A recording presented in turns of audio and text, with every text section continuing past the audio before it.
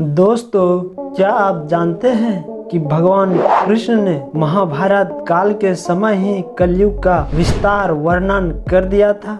कलयुग में लोग कैसे होंगे, जीवन कैसे व्यतीत करेंगे, लोगों का व्यवहार एक दूसरे के प्रति कैसा होगा, यह सब उस काल में ही बताया जा चुका था। यहाँ हम प्रस्तुत करेंगे भगवान कृष्ण द्वारा कलयुग के बारे में बताई गई 5 कड़वी बातें जो कि आज 100% सच हो रही है। महाभारत काल में पांचों पांडवों के मन में कलयुग के बारे में जानने की जिज्ञासा थी।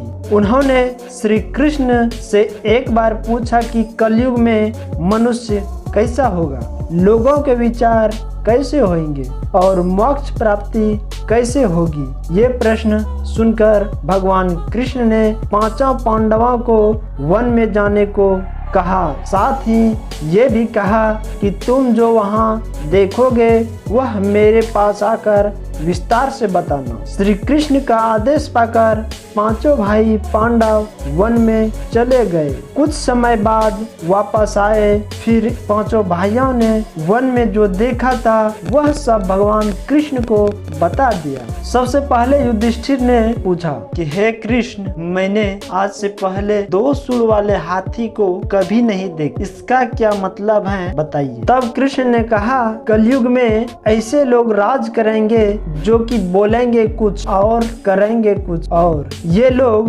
दोनों ओर शोषण करेंगे। फिर भीम ने बताया कि उसने वन में एक गाय अपने बच्चे को इतना चाट रही थी कि उस बच्चे का खून निकलने लगा। तब श्री कृष्ण ने इसका अर्थ बताया। कलयुग का मनुष्य अपने बच्चों से इतना आसक्त होगा कि ऐसी ममता के कारण बच्चों का विकास ही रुक जाएगा। यदि किसी दूसरे का पुत्र साधु बना तो सब उसके दर्शन करेंगे, परंतु यदि स्वयं का पुत्र साधु बन गया तो माता पिता दुखी हो जाएंगे और रोएंगे कि मेरा पुत्र किस राह पर जा रहा है।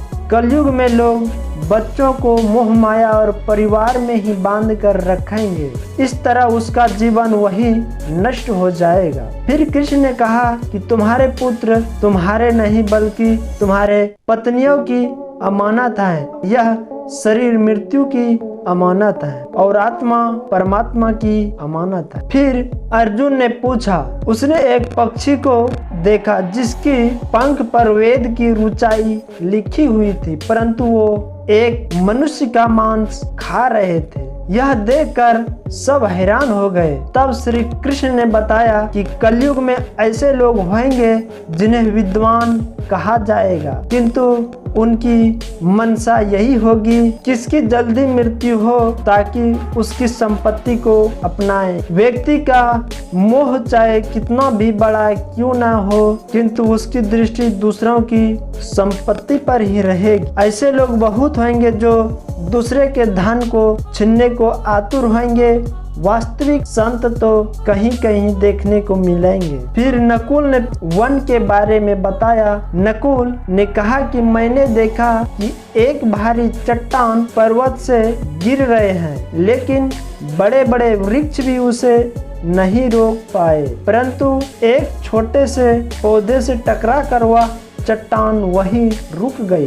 तब इसका अर्थ भगवान कृष्ण ने बताया कि कलयुग में मनुष्य की बुद्धि क्षीण हो जाएगी, उसका जीवन पतन हो जाएगा। इस पतन को धन या सत्ता के वृक्ष रोकने में सक्षम नहीं होंगे, किंतु हरि नाम और भगवान रूपी भजन एक छोटे से पौधे से भी उसका जीवन पतित होने से रुक जाएगा। हरि कीर्तन से मनुष्य की बुद्धि प्रबल हो जाएगी। फिर लास्ट में सहदेव ने पूछा भगवान कृष्ण से। सहदेव ने बताया कि उसने वन में अनेकों कुएं देखे जिनमें केवल बीच का कुआं खाली था जो कि सबसे गहरा था।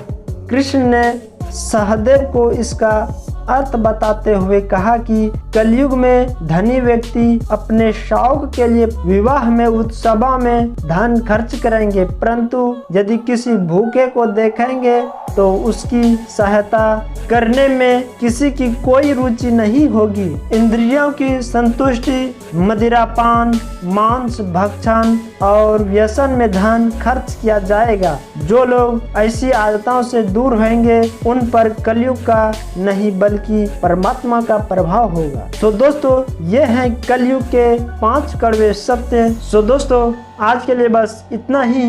अभी तक हमारे चैनल को लाइक और सब्सक्राइब नहीं किए हैं तो वीडियो के नीचे लाल बटन दिख रहा होगा, जल्दी से काला करके घंटे भी हिला दें। जय हिंद, जय भारत।